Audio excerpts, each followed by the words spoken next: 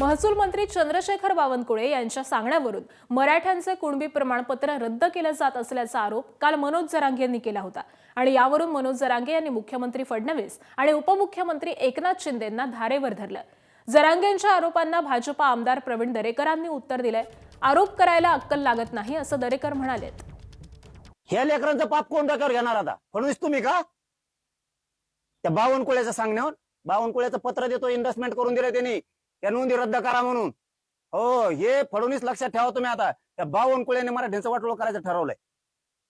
त्यांनी इन्व्हेस्टमेंट करून पत्र दिलंय की नोंदी रद्द करा।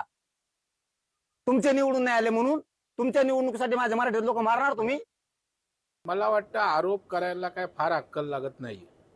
कोणी कोणावर काही आरोप करू शकतो, पण ज्याला सिस्टीमच समजून घ्यायची नाही त्यांच्यावर काय बोलणार? जात पडताळणी समिती ही क्वाशी ज्युडिशरी अथॉरिटी आहे आणि ह्यांना न्यायालयीन पॉवर आहेत आणि असा कुठलाही मंत्री हस्तक्षेप करू शकत नाही। लेखी द्यायचा तर विषय नाही आणि त्या ठिकाणी काही त्रुटी असतील म्हणून त्या नोंदी कॅन्सल केल्या असतील।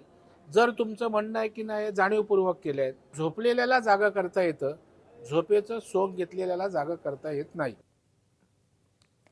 दरम्यान माझ्या नादी लागाल तर तुमचे आमदार पाडेन अशी धमकी मनोज जरांगेंनी भाजपला दिली आहे। त्याला देखील प्रवीण दरेकरांनी उत्तर दिलंय।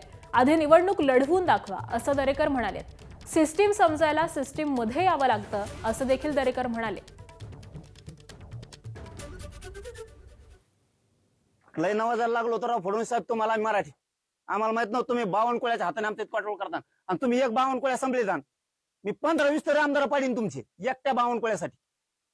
चांगला आहे ना, उलट 25 ते 30 एकनाथ शिंदेचे आमचे 25 ते 30 म्हणजे 50-60 आमदार त्यांनीच त्या ठिकाणी उभं राहावं। उलट सिस्टीम समजायला त्या सिस्टीम मध्ये यावं लागतं। माझं तर त्यांना नम्र आव्हान आहे, कुठल्या तरी मतदारसंघातनं उभं राहावं, म्हणजे विधिमंडळात येतील, विधिमंडळात आल्यावर सिस्टीम समजेल, यंत्रणा कशी काम करते ती समजेल। त्यामुळे रस्त्यावर बसणं, नाक्यावर बसून आंदोलन करणं आणि सिस्टीम मध्ये राहून काम करण्याच्यात खूप फरक आहे। त्याच्यामुळे मला वाटतं 50 आमदार जर त्या ठिकाणी ते पाडू शकत असतील तर जरांगेंना माझ्या शुभेच्छा आहेत।